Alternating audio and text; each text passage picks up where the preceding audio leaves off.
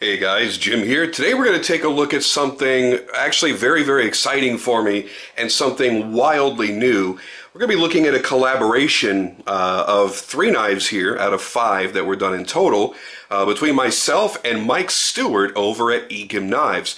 Now, I've had a lot of people ask me, to maybe make a video on the knives that I make, and I haven't done so because I kind of feel that it's a little bit too self-serving, because I've built the following that I have, being a knife reviewer and trying to be as impartial as I can looking at other people's knives, and I can't be impartial about knives that I make, so I really haven't done that, and maybe I will in the future just kind of as a presentation, but this gives me an excuse to kind of show some of the work that I'm doing, and the main reason I'm doing is because I'm so incredibly proud to have had the opportunity to do this collaboration with my friend and with such an amazing individual and amazing knife maker. If you're not following Mike's channel, stop the video right now, pause it, go over and subscribe to his channel. It's Ekim Knives. Ekim is Mike spelled backwards. That should make it very easy for you to find it. And then also when I show you the birth cards, you'll see it on there as well. Mike is an incredibly talented individual, and the YouTube following that he's built, he's done so because he's taken you on his journey from being someone that just collected knives to a hobbyist knife maker, then to a part-time knife maker, and I really hope to see the day that he makes it to full-time knife maker, and I do see that very soon in his future. Whether he does or not, I don't know, but I see the talent in him that he can most certainly do it. And one of the things that people are attracted to in his channel is the fact that he's such a down-to-earth, normal, humble individual. He has no problem showing mistakes that he makes as he's going through the process of building his knives. But what I love about it is he takes the time to show people, if you have an interest in making a knife, this is how you do it. He has long series, step by step by step, without missing a thing, on how to make fixed blade knives, and now on his folders, how to make a folding knife. And he has taught so many people so many invaluable little teeny tiny little tricks, up to major things and down to the simplest little tools and machines that he's used to work with to his benefit. So I'll talk more about that later. I know you guys are looking at the knives and you're eager just to see the knives, so I'm going to get those out of the way right now. Then we'll talk about the story of how they were made, how the collaboration came to be, and a little bit more about Mike. But I just want to get that out there in the very beginning because of the respect that I have for Mike. So we're going to start from the back and move toward the front. The way the collaboration works is on all these knives, plus the other 2 that aren't finished yet, I did all of the grinding, and then on this one and this one I did, actually on all 3 of these I did the finish work as well, but I believe he probably touched up a few things on the flats after doing all the other work in case there was a mark or something on them. So this is the Cleaver. We'll start there. It is AEBL steel, and Boina burl for the handles, and it was completed on the 25th of July. And it's a really great design. His handles, by the way, again, all I did was the grinds. He did everything else. Look at the sculpting of these handles. How beautifully done, how perfectly done they are. The mosaic pins look gorgeous, and obviously you don't feel them. He's done a fantastic job on this. Absolutely gorgeous. Now all 3 knives are based off of his designs, so all 3 of these are knives that he had made in the past when he was making fixed blades, and then I took and I wanted to put grinds on them that he doesn't traditionally do on these knives to make them a little bit different. Now I don't know how he had ground this particular knife himself, but this is what I chose to do, something nice and simple. Something that I've been working very, very hard on is this very gentle sweeping plunge. And the plunges, in my opinion, my humble opinion, look fantastic. The final edge on all these was put on by Mike because he did the last bits on these knives. It wouldn't have made any sense for me to sharpen them and send him sharp knives to then have to handle and work with. He did a nice clean satin finish all the way around. Beautiful fitment of these scales, beautiful wood, great pattern. Nice clean polish on here without being pimpy. Doesn't look like a piano finish. So this is a knife that, in my opinion, somebody wouldn't be afraid to use. Let me give you the dimensions on it. The overall length on this is going to be 8.5 inches with a 4-inch blade. Again, that was AEBL steel. So it takes a very, very, very fine micro edge. It's going to be an extremely sharp knife, a great performer. There are actually 2 of these. I ground them both the exact same way. They actually look like, you can't tell the difference between the 2 knives. They're actually mirror image. And it was the very first time I'd ever taken 2 knives at one time and ground them the exact same way. So it was kind of a little achievement for me. I thought that was nice. There is Mike's maker's mark, and there is my maker's mark. Alright, so that is the Cleaver. I'll show these again before the whole video is over. Next is the Interceptor. Pull up that card.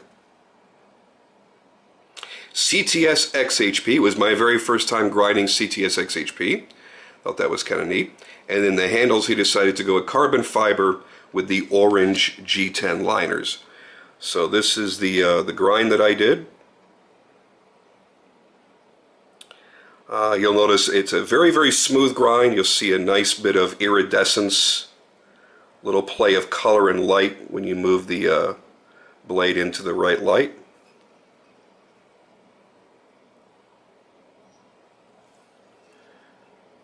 See how symmetrical I got it, because I don't recall. Boy, that is dead on those plunges. I'm actually very surprised. I think I've forgotten all about how these ground. Again, the sweeping plunge line. Not quite as swept as the other one, because this is a Tanto style, so I wanted to keep it a little bit squarish. And then I trailed it off up at the tip.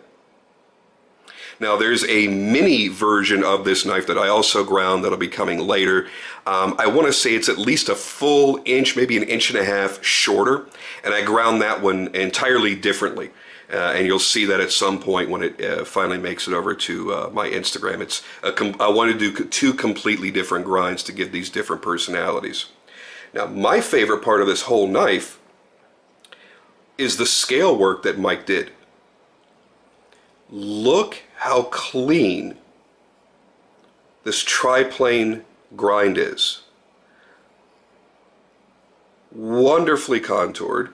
So it's really comfortable in the hand, but you could tell there are 3 flat planes. But yet there's nothing sharp or interruptive in your grip. There again is that beautiful finish work he did across the spine and the tang. Nice clean satin. As you see, the tip is nicely centered.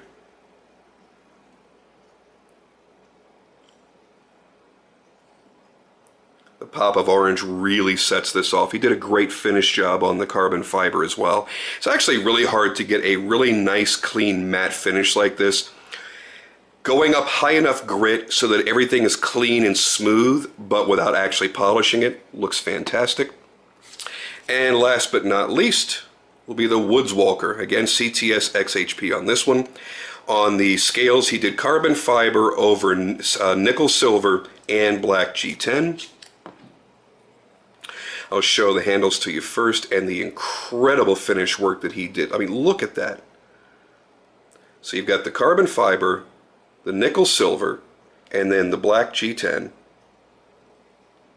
It is so classy.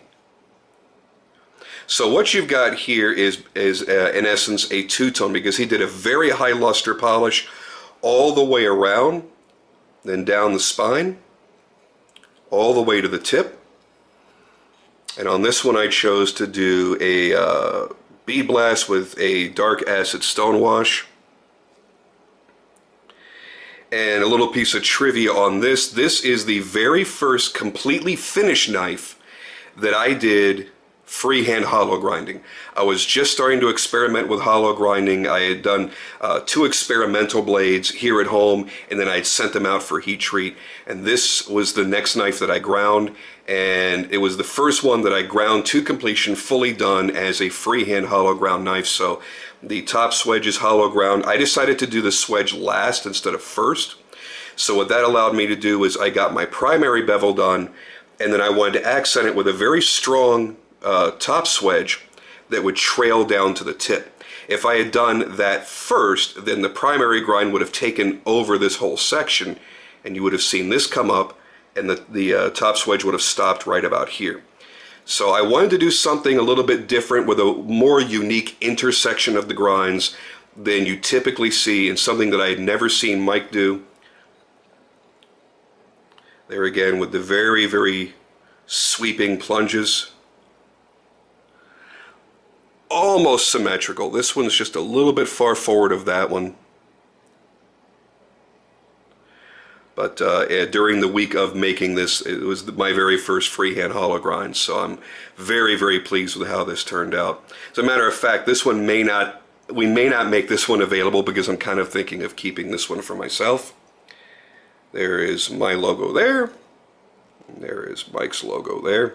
Look at the really cool shape that he did on the handles.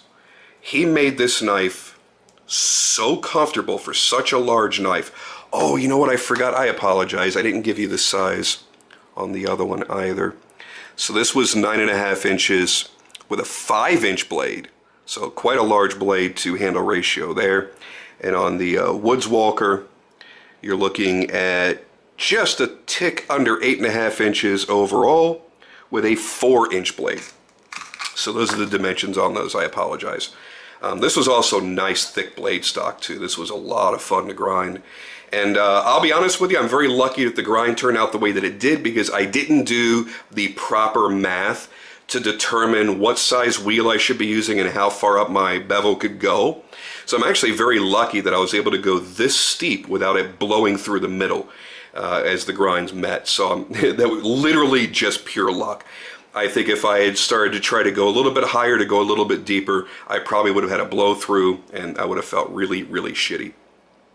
He chose to do really nice mosaic pins on this, and look at the contouring here, even through that mosaic pin.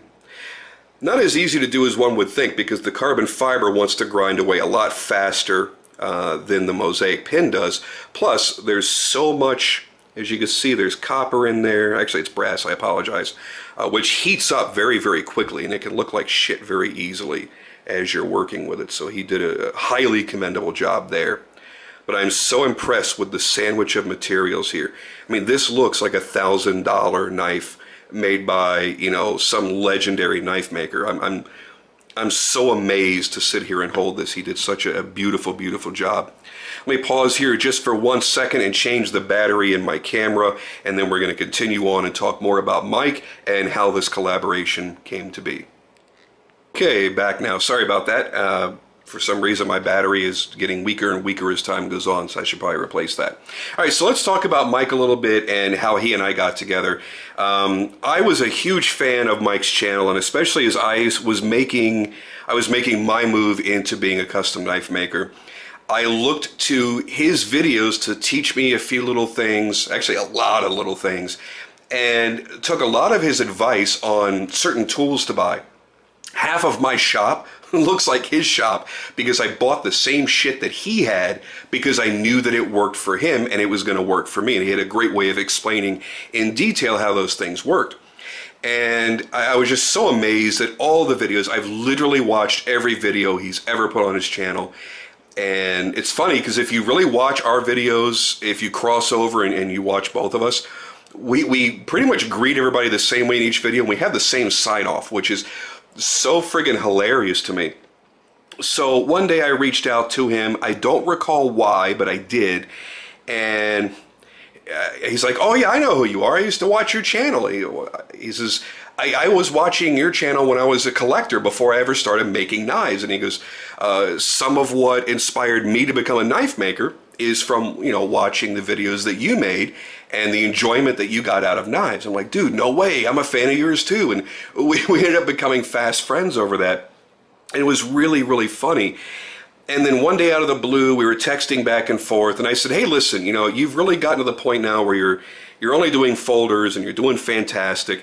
I said, if you've got any old fixed blade blanks laying around that you're never going to finish, I'm like, send a couple out to me. I'd love to grind them and see what I could do with your designs. He's like, you know what? I do. I have some stuff hanging on the wall right now that I am never, ever going to get the chance to finish because I'm so busy with all of the folders that I'm doing. So he ends up sending me 5 knives, which blew me away. And I said, okay, this is going to be an interesting challenge, you know. So we had 2 of these, the large and small tanto, and then this one. I said, okay, I just kind of mapped out what I was going to do as far as grinds, and I'm like, you know what, I'm going to do stuff that's outside of my comfort zone, outside of my box. I had never ground a tanto at all, ever before. So those 2 were a big challenge, especially the other one, which I am going to put pictures in here at some point. I don't know how I'm going to edit them in. You know what? I'll do this. I'll put the pictures at the very end of the work in progress so you can see how each of these began and each step that I made as I was making them. So stay tuned till the end and you'll get a chance to see the work that I did on them. And the little guy was actually quite a challenge because it was super thin, super small, and not easy to grind at all. It actually left me with quite a few blisters on my fingers. But it was a shit ton of fun. So I had a lot of interesting opportunities here. And I got them all ground in the course of, I believe it was 2 days. If it wasn't 2, it was 3 days. And I texted him the pictures and he was like, dude, holy crap, you ground all 5 of those already? Because that would have taken me a lot longer to sit down and do that. I'm like, yeah, you know, I kind of got on a roll and I was having a lot of fun with it. I said, what do you want to do for the handles? I'll get these boxed up and sent back to you. He's like, well, actually, because I just kind of thought you wanted to play with them and experiment with different kinds of knives. He goes, I didn't expect that we would actually make these into sellable knives because I kind of figured you'd experiment on them, maybe trash a couple of them, throw them away. He's like, but they look really, really good. Yeah, let's do this. So honestly, this ended up being pretty much an accidental collaboration. So he got them back, and he had some very nice things to say about how they were ground, and that really, coming from someone who I look at as kind of an online mentor and stuff like that, it really made me feel really good. And if it only ended at that, and these never sell, I'd be completely happy with that because the work that I put into it to be validated by someone whom I respect as much as I do is kind of a big deal for me. So it could end with that and I'd be totally fine. So he racked his brain over the course of a couple of weeks to figure out what he was going to do for handles. And while I really, really love how this wood handle came out, and I love the feeling of this one. This is probably one of the most comfortable grips I've ever felt on a knife. It's this one that just blows me away. Even though this one, you know, looks fancier and there's a lot more work in it. I don't know if there's a lot more, but there's a lot of work in it. There's something about seeing this. The way that he did this, and he says he's never tried a triplane design like this before. And the fact that it feels so comfortable in the hand, and it's very easy to index the knife. You know where the blade is at all times, or where the edge is, I should say, when you're holding this. Even though it's a pretty round design, because of the slight edging here, it doesn't move around in your hand. It's just, it's fantastic. It feels, you know, it feels fucking great.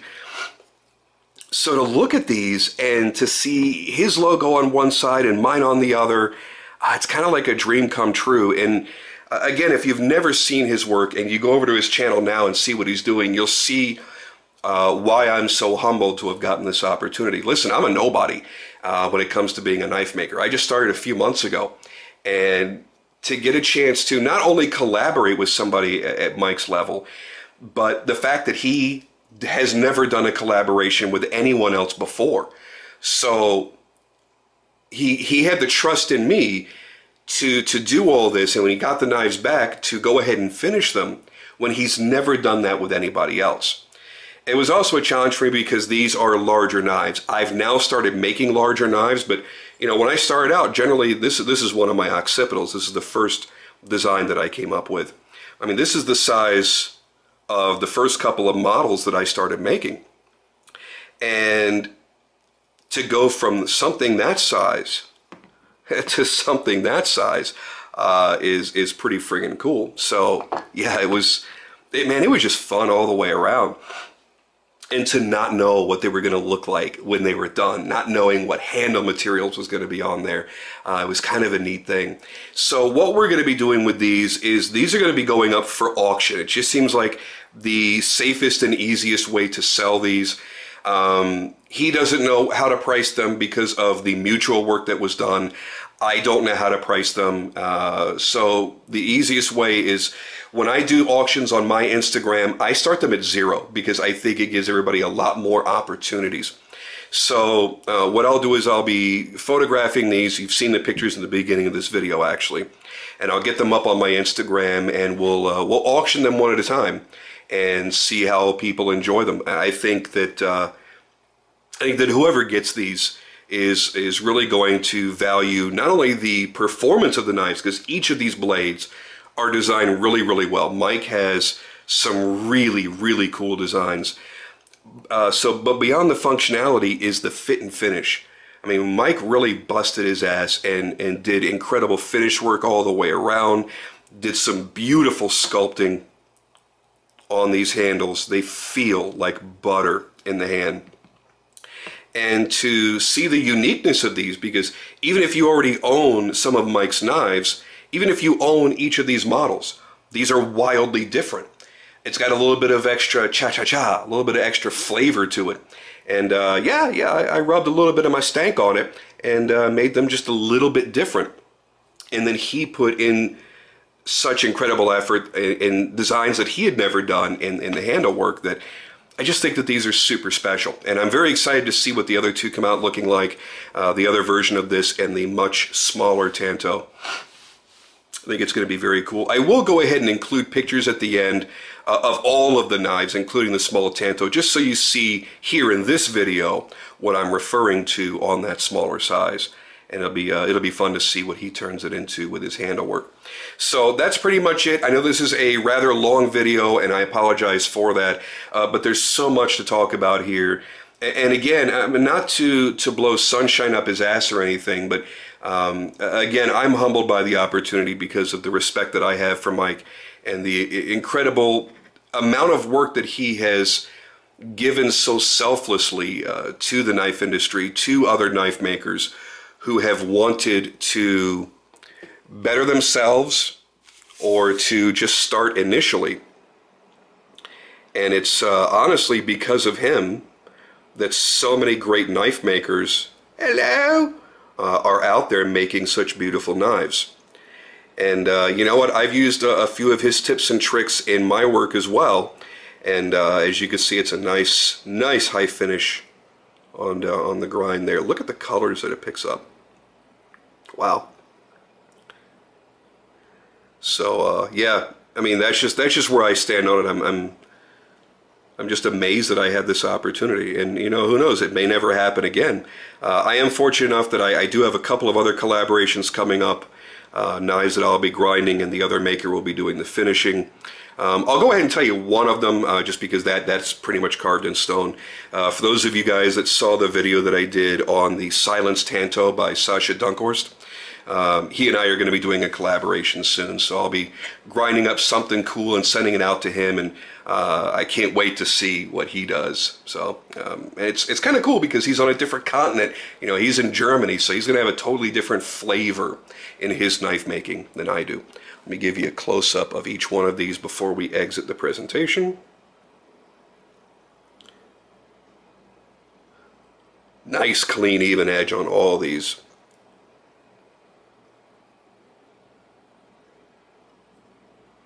Very beefy, chunky feel to that grip, but certainly not overdone at all.